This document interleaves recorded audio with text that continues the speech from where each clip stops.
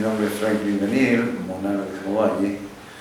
Nací el año 49, el 10 de abril, en la mina Vieja Potrerillo, que la mina era la que, de donde se extraía el cobre para que fuera la fundición de Potrerillo. Bien importante esa parte para el país en cuanto a economía. Mi padre trabajaba ahí y en el año 53 nos vinimos a Serena. Cambiaron las cosas en el sentido de que un campamento minero es más, como campamento es más fuerte, nevaba mucho, era un poquito más dura la vida. Bueno, en el año 53, como les digo, mi padre se vino a Serena y de ahí empieza un poco la vida diferente, a crecer, educarse.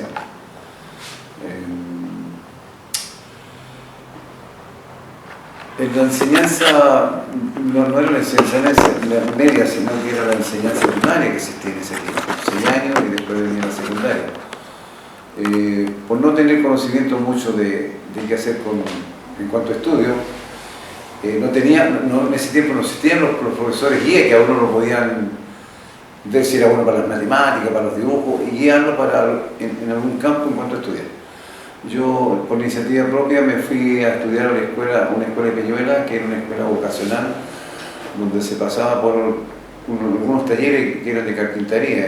El principal era el carpintería de Rivera, que era para construir botes. Bonita esa experiencia. Y por un taller que era de carpintería plana, que era para hacer muebles, diferente. Estuve 2 años ahí, pero me di cuenta que yo podía estudiar otra cosa, un poco mejor, por decirlo, y me vine a estudiar aquí a Serena al Instituto Comercial Bernardo Sanders. Ahí estuve 3 años y por razones económicas yo decidí irme de mi casa como a los 16 años porque hubieron problemas en mi casa económicos. Un hermano mayor que sostenía la casa se casó, se fue. Mi papá no tenía trabajo, fue en el gobierno de Alessandro, así que eso fue medio mal, por no decir que fue bien mal.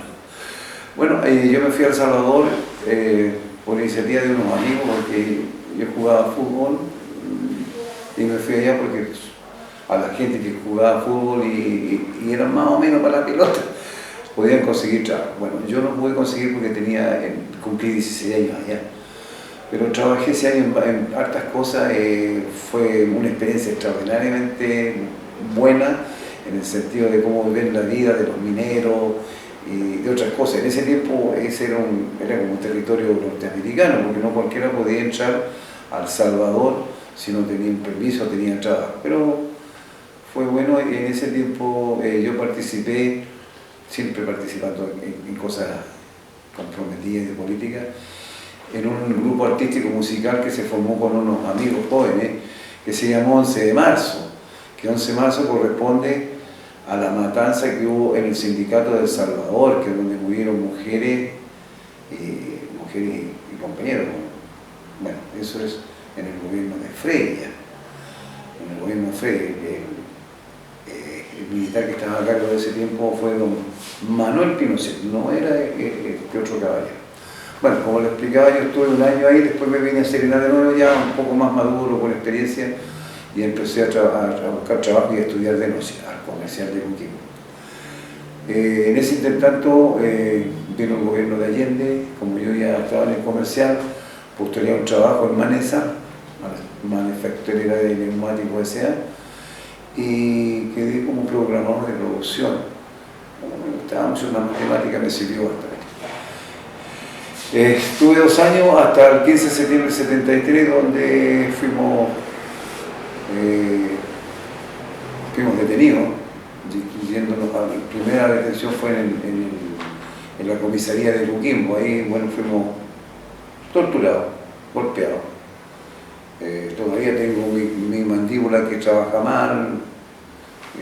Bueno, recuerdos ya no tengo tanto como en los primeros tiempos, porque un civil que había ahí con un guante verde me pegaba y era alguien que si hubiera sido por pelearlo no le podía haber pegado, pero él no estaba amarrado, había más gente. De ahí de la comisaría de Coquimbo fuimos llevados al regimiento tipo 6, 7 de la tarde. Allá pasamos por otros apremios, los tuvieron en el segundo piso, con manos arriba, unas cuantas horas, que es donde están los generales que han existido en el regimiento Arica o Coquimbo, como se llame ahora. De ahí nos llevaron a la cárcel ya de La Serena como tipo 1 de la mañana. Bueno, de ahí empieza todo un problema ya de ir al regimiento a declarar las acusaciones que habían contra nosotros. Y tienen las historias que tienen que ver con el sufrimiento y las cosas que nos pasaron, porque para graficar lo que significaba ir al regimiento, que cuando llegaba el furgón de gendarmería, ¿cierto?, se instalaba en la puerta de lo que es el CDT hoy en día, que era la cárcel de La Serena, y el gendarme preguntaba con cierta ironía, no creo que maldad, no sé, que dónde íbamos nosotros los que de la cárcel nos llevaban al regimiento. Bueno, el gendarme que entregaba desde la cárcel al furgón decía: estos van a fiscalía porque van a hablar con el fiscal, lo van a interrogar de nuevo, qué sé yo. Y los otros íbamos a friscalía, que era significado estar en una celda, los llevaban a un sector del regimiento donde había como una media agua o algo así, donde estaba, eso era como le llamábamos nosotros la casa de los sacos, porque estaba con sacos para mitigar no los golpes, sino que los gritos. Bueno, ahí éramos colgados o por delante o por la espalda, y ahí, ahí nos daban, digamos, nos hacían cariño con atraso, lo que fuera, y acusándonos de cualquier cosa. Bueno, yo estuve, en ese caso, varias veces fui al regimiento a declarar, y yo nunca negué haber sido de la Unidad Popular, por mi extracción. Nunca me salí de mi declaración, y eso me significó en algún momento quedar libre, porque en el transcurso de todas esas declaraciones yo dije que lo que hacía yo mayoritariamente era jugar fútbol, donde había jugado con muchos militares que estaban ahí en mi población. Incluso yo sabía que algunos de los que golpeaban eran algunos de ellos. Uno no los veía, pero cuando hablaban sabía quién era. Eso me significó estar hasta abril del 74 detenido. Pero no quedé libre, sino que me mandaron a la casa por cárcel. Que eso se terminó en octubre del 75. O sea, estamos hablando de 8 años más, un poco más de años preso en la casa. No podía salir a trabajar, y cuando salía era muy complicado, porque habían unos carabineros de civil, las patrullas juveniles, le decíamos nosotros, el señor Blanco, vamos a decir el Paco Blanco, que está involucrado en la muerte de un camionero de Valle, 8 carabineros rojas, que era de mi población, lo conocía, y al otro eran 3, no me acuerdo de la apellido. Que me había casado el 2 de febrero del 73. Mi hija nació el 1 de septiembre del 73, a mi visión cesárea, bien complicada esa parte. Y vivía con mis padres, porque yo todavía no tenía dónde o arrendar, al menos comprar casa. Era un proceso que venía después. Claro, vivieron con mis padres y ellos me apoyaron. Pero eso significaba no poder salir a trabajar, y si salía a trabajar, como les digo, estos carabineros me iban a hacer firmar todos los días si no me encontraban. Era medio complicado porque no pegaban, pero asustaban, qué sé yo, con algunos improperios y todo. Como les explicaba yo, hasta octubre más o menos 75, y que ya con sobrecimiento temporal, pero eso significó que yo, con unos amigos, un amigo de donde yo vivía, tenía una prima de que trabajaba en el registro civil, y logré tener un pasaporte, porque no había mucha conexión entre investigaciones, regimiento. Eso fue que significó irme a Argentina pensando en buscar otro futuro, porque aquí seguían pasando problemas, compañeros volvían a seguir detenidos, algunos desaparecían, era complicado. Yo me fui solo a Argentina, y tratando de trabajar, logré buscar trabajo que se podía, pero me pilló otro golpe de estado en Argentina, y viviendo que mi hija no la veía mucho, decidí volver a mi país, a quedarme en mi país. Eso significó que naciera otra hija, yo logré encontrar trabajo, a poder desarrollar una vida casi normal. Pero el año 84 ya mis hijas estaban más grandes, la mayor necesitaba ir seguramente a un estudio mayor y la parte económica no era suficiente para eso. Y por un cuñado que ya estaba en Australia, decidí irme a Australia, donde estuve alrededor de 10 años. Volví el año 95 y de ahí estoy en mi país, participando en lo que sea y que lo que tenga que ver con estos políticos. Estamos en una organización tratando de que la memoria no se pierda, de tratar de transmitirle a los jóvenes, porque hay jóvenes hoy en día que no tienen idea de lo que pasó, no saben de un golpe militar, no saben de las torturas, de desaparecidos. Y en eso estamos tratando de transmitir memoria, porque no podemos dejar que esto se pierda. Es una familia, vivir trabajando, ser feliz, como yo explico, uno viene a este mundo a ser feliz. Trata de serlo, pero de repente cuesta. Pero uno sigue luchando, batallando, que un trabajo, mejorando cosas, siempre luchando, en todo sentido. Pero ¿qué me cambió la vida? Que la libertad.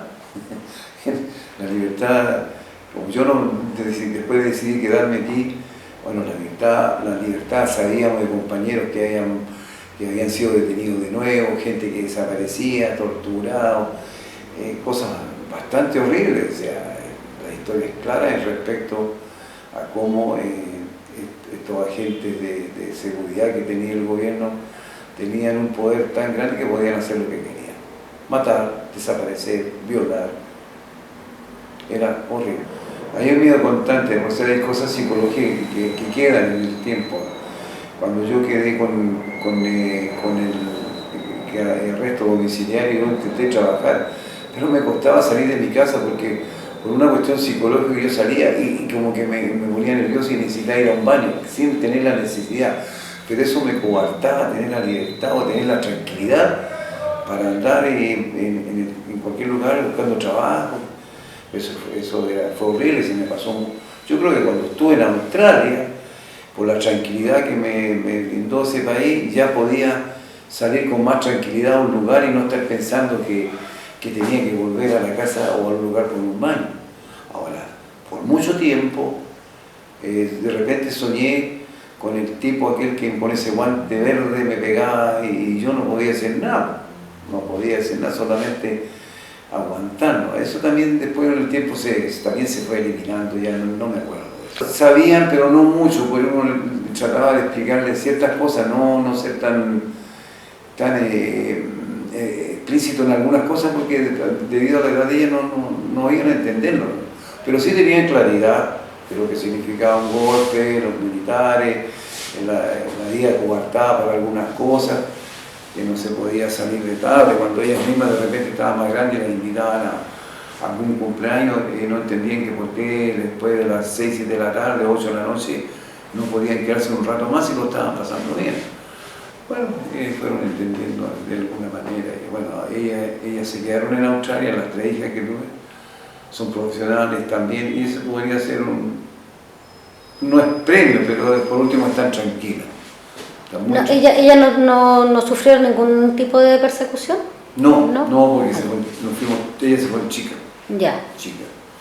La mayor en ese tiempo tenía 11 años, después venía Natacha, después Angélica, 3 años después tenía 8 y la menor tenía 3 años, así que no necesariamente sufrieron de nada. El miedo siempre, normalmente cuando yo trabajé después, en los años 80, con un arquitecto en la parte administrativa, que es lo que aprendí en el Instituto Comercial, una familia muy buena. Y claro, mi horario salía a tal hora, pasar a comprar el pan para las 11, y a veces por cualquier situación yo me podía atrasar. Y eso era complicado para ella porque si yo llegaba a decir 6:30, 7 de la tarde y que yo no llegaba, estaba latente que podía ser que haya sido detenido o cualquier cosa. Claro que le afectó también. Sí, se resintió el matrimonio, pero por otras razones, ya no tanto por eso. De alguna manera sí, pero no en mayor porcentaje, pero ya viene otra cosa de pareja. Si uno pudiera cambiar algo sería que nunca hubiera habido un golpe de Estado, haber seguido creciendo y madurar en el trabajo. Yo tenía bastante expectativas en esa fábrica de neumáticos porque mi trabajo era bien especial y la posibilidad de perfeccionarme justamente en Estados Unidos, que nos decían que teníamos que ir a perfeccionarnos. Eso era importante, pero bueno, no fue. Haber crecido en otras cosas que no se podían hacer por ser como persona, haber crecido de interiorizarse más, aprender más sobre la vida, sobre muchas cosas que no nos permitían. Bueno, yo siempre pensé políticamente, hasta la elección, fui dirigente estudiantil, estuve participando en la Junta de Vecinos de mi población. A lo mejor esa parte podía haber sido creciendo y haber podido ofrecer, bajo cierta experiencia o más experiencia, más cosas positivas para la gente normalmente. Eso podría haber sido diferente. En el trabajo, cuando uno tiene una visión de lo que es el trabajo, siempre va a tener trabajo. No siempre, pero depende de uno también. Eso hubiera gustado que, bueno, yo creo que a nadie le hubiera gustado que pasara lo del golpe militar para poder crecer más con la familia, con las familias de uno, los papás, pero eso está todo coartado, no se podía. Mi papá era bien político a sus cosas, pero mi mamá no, pero mi mamá sí tenía bien clara la película, por supuesto, pero mi papá participaba más en política hasta el momento del golpe, después tampoco pudo, ¿sí? Está claro. La juventud estaba muy comprometida, tenía claridad sobre lo que era un gobierno popular, porque es claro, Allende gana una elección, pero democráticamente. Ahora, que por el hecho de nacionalizar el cobre, las comunicaciones y otras cosas, que la gente tuviera claridad sobre lo que es el valor del trabajo, los sindicatos, quiénes son los patrones buenos o malos. Claro,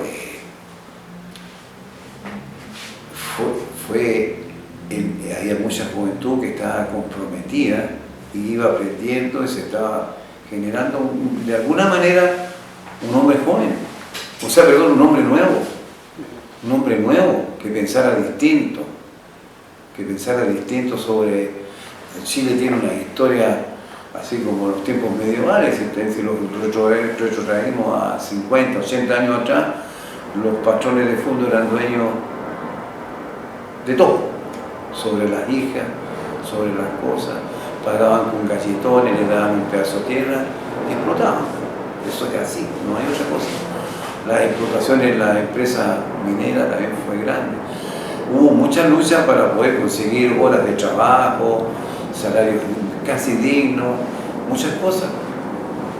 Pero la juventud de hoy no tiene idea que por qué existe el seguro social, por qué existe la salud, por qué existe la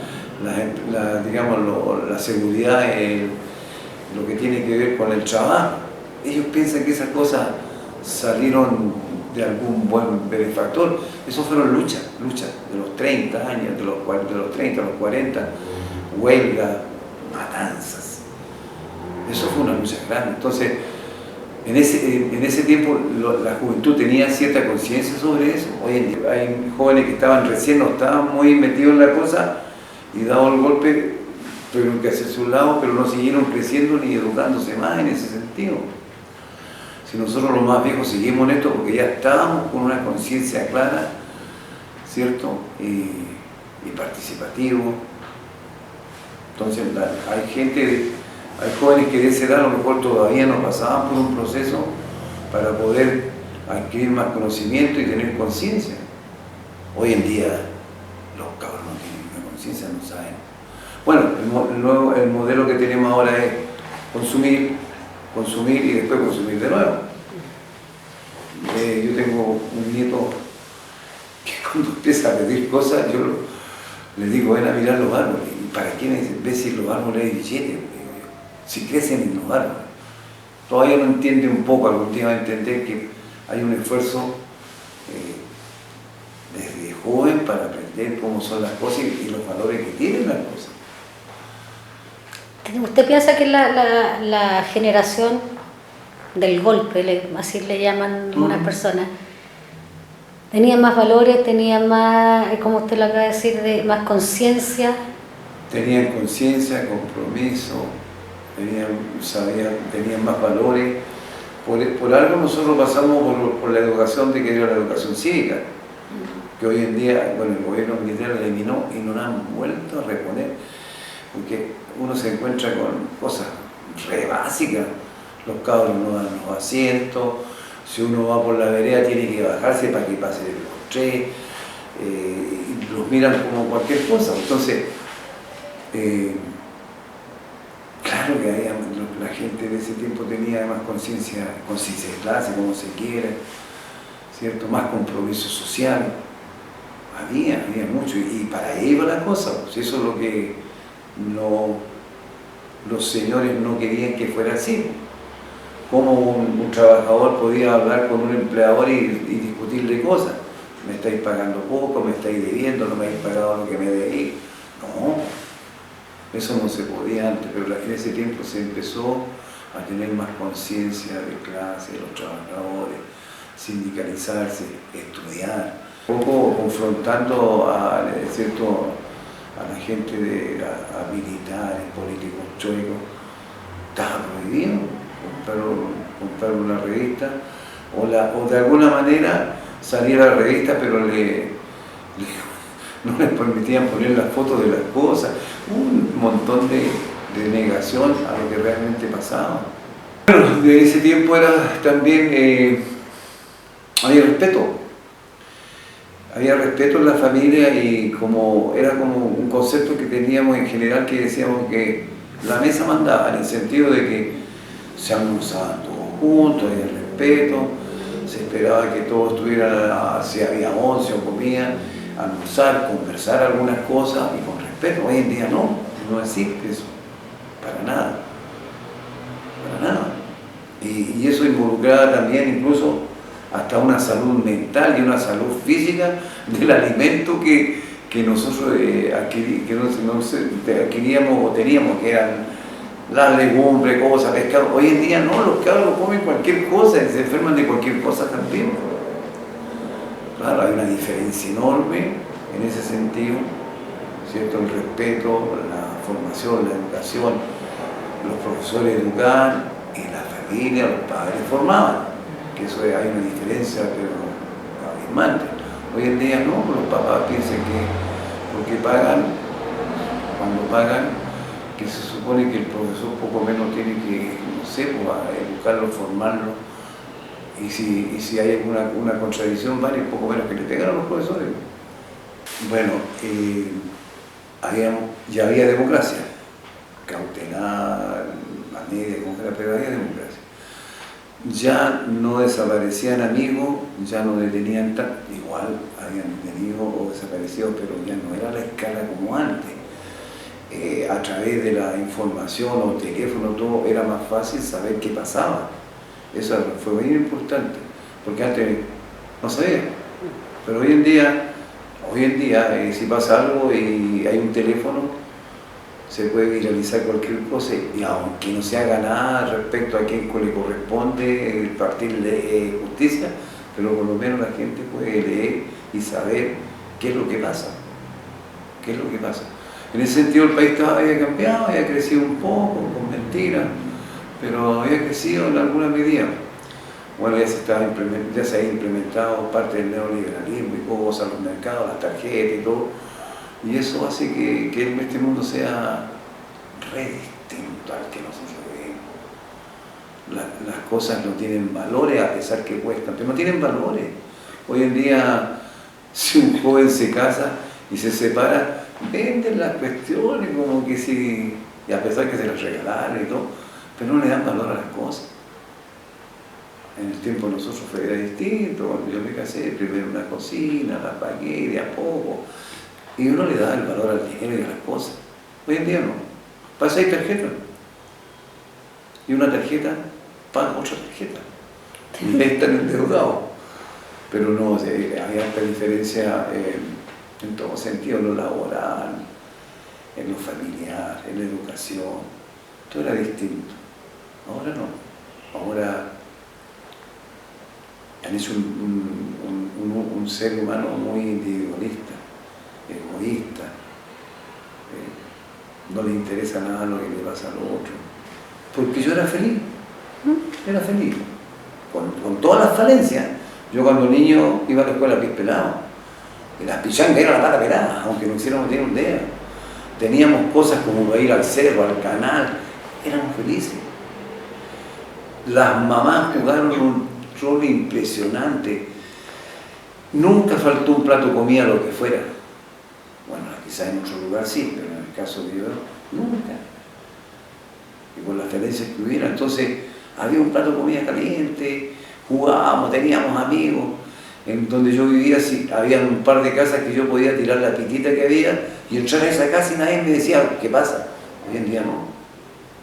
Donde uno vive, yo vivo en un pasaje y yo creo que de los 12 que vivimos, 5 no saludan o saludan por cortesía, pero no hay un interés de compenetrarse con el vecino si le pasa algo, si necesita algo, ¿no? Muy distinto. Por eso yo no cambiaría nada. Tenía las falencias que tuviera, pero era feliz. Sigo siendo feliz, porque yo no he cambiado. O sea, yo no tengo tarjeta, excepto que me pagan una pensión por la cuenta RUM, porque me acomoda. Pero no tengo ninguna tarjeta de banco, de esto. Tengo una tele que cuando empiezan las propagandas, bajo el volumen no escucho nada. Veo algún programa que tenga que ver con cultura. Noticias veo poco, a no ser que sean noticias de otro lado. Programas de los animales, que he aprendido harto de los animales. Si hubiéramos aprendido de los animales, hubiéramos sido más felices, porque los animales, puta que son entretenidos. Son solidarios, no matan por matar, matan lo justo para comer. Y cada vez hay más programas ver cómo las familias de los animales, cómo se cuidan, cómo lo hacen. Es increíble, es increíble. Bueno, ¿en qué estamos nosotros transmitiendo nuestras vivencias? ¿Cierto? Para que sepan lo que fue un golpe de Estado, los torturados, los detenidos, los desaparecidos, un montón de ese tipo de cosas que son buenas. Lo estamos tratando de hacer en la medida de lo posible porque cuesta que los cabros acepten. Y por último, hay un programa de educación que permite una de las materias enseñar sobre derechos humanos y todo, y las escuelas no lo aplican. ¿Por qué? Porque son tenedores, o tienen otra visión, o tienen otro color hasta político, no me gusta, no lo hago. Cuesta, pero lo estamos haciendo. Hemos ido a una escuela de Tierras Blancas a transmitir las vivencias nuestras. Y ha sido bien bonito porque Tierras Blancas en especial era un caserío grande que no tenía pavimento, habían pilones de agua, estamos hablando de los años 60 hacia arriba. Y cuando llegó la fábrica que yo trabajé, que está al frente, mucha de la gente trabajó ahí y le empezó a cambiar la vida. Hoy en día, alimentado al supermercado, tienen agua dentro de sus casas, agua caliente, todo. Entonces, a esos niños de 12, 13 años, cuando uno le conversa, no tiene idea, pero le interesa saber. Y eso lo tratamos de hacer para transmitir, porque otra cosa. Ahora, está claro que el retail, las grandes empresas, lo único que les interesa es vender, y si no lo venden, botarlo. Porque aquí se vende los supermercados grandes, botan cualquier cantidad de cosas. Todo eso alcanzaría para mucha gente que tiene hambre, pero no les interesa. No les interesa. Por ser, cuando hay mucha producción de plata en Ecuador y todos esos países, el precio baja porque hay mayor producción. Pero ellos, cuando vienen los barcos, prefieren botarlo al mar. Cosa de producir un poco, no desabastecimiento, pero se necesita subir el precio, entonces botan y mantienen los precios. Ese es un ejemplo de un montón de cosas. La colusión. ¿Cómo una leche vale lo mismo? Todas las leches valen igual. Que incluso no es ni leche, son sucedáneos. Son sucedáneos. Y así. ¿Qué porcentaje de chilenos está endeudado en un montón de plata? ¿Cuántos cabros quisieron estudiar en la universidad y les metieron el CAE y el papá te perdió la casa y todo? No va a cambiar porque el sistema es tan voraz que lo único que le interesa es cómo hago plata, a costa de la educación, de la salud, de lo que sea. Aquí habían proyectos de hacer una armaduría de auto en la misma fábrica de neumáticos, porque existían dos, una en Arica y una en Rancagua. Bueno, se estaban haciendo complejos de avícolas grandes para que la población tuviera más pollo barato. Y así sucesivamente iban a haber cosas que iban a ir creciendo. Pero eso no significaba que pasara por manos de los señores que tienen plata. Allende, por algunos gobiernos, o él pretendía que quizás él siguió viviendo en mi país con mi familia. Ese es el punto. Yo podía haberme quedado en Australia, un país súper moderno, pero muy frío a lo que somos nosotros. Yo aquí puedo conversar con mi vecino, algunos, el perro me mueve la cola donde vaya, tengo amigos, enemigos. Vivir aquí en Serena, a pesar de todo lo que hoy existe por migración, lo que sea, es una ciudad realmente buena para vivir. El clima era bueno, o sea, invierno, aquí no hay invierno, hay que abrigarse más. En verano, bueno, hoy en día ha cambiado un poco el clima, pero teníamos las playas, el valle, las verduras, buenos colegios. Serena era uno de los mejores lugares para vivir. Sigue siendo en alguna medida. Sí, me gusta. Todavía, a pesar de un montón de cosas, pero para cómo pensamos nosotros, yo nunca me quise comprar un auto. Donde yo vivo puedo ir al centro a pie, tengo libre, a la playa puedo ir caminando. ¿Para qué necesito un auto? Para que me lo rayen, para que me lo roben, para pagar impuestos, para pagar. Entonces depende de uno, de lo que quiere en la vida. Ahora, si yo quiero tener estatus porque tengo un auto u otras cosas, para mí eso no es estatus. Para otros sí, ¿no? El estatus para alguna gente sería tener cosas. Para mí sería tener una calidad de vida distinta, con amigos, con los familiares, con los hermanos. Eso sería tener una calidad de vida para mí. Para mí no sería el estatus tener 2 casas o 3, aunque no creo que sea malo, pero para mí sería como feo decir que a mí no me gusta el dinero. Es necesario. Pero el dinero hace perder a los amigos, esto, la cosa. Lo pienso así. El hombre, cuando hablo en general del ser humano, que el hombre vino para ser feliz a este mundo y puede serlo, pero cuesta bajo todo este tipo de cosas que no las entregan, porque todo está supeditado por el dinero. No es malo quizás, pero el retail y todo esto es muy voraz. Yo tengo amigos que están endeudados de 7 tarjetas y sacan otra para pagar esta, lo otro, comen mal. Y como son tarjetas, tienen que comprar en los supermercados. Yo digo, pero ¿cómo podéis pagar por un kilo papa 1.000 y tanto, casi 2.000 pesos, en la feria vale 600? Es que ya no puedo comprar porque yo uso la tarjeta. Algunos feriantes tienen para vender con tarjeta también, pero no todos.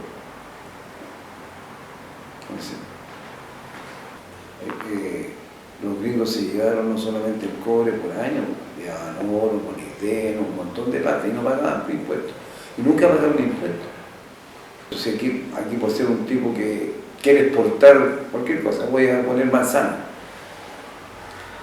Pero llegó un momento, no sé si ahora, que él podía, le compraban las manzanas a los gringos, por decir, o cualquier país desarrollado, pero ellos le vendían la caja de cartón o lo que fuera para esa manzana. No podía hacer que una industria nacional fabricara la caja y abaratar el costo, no.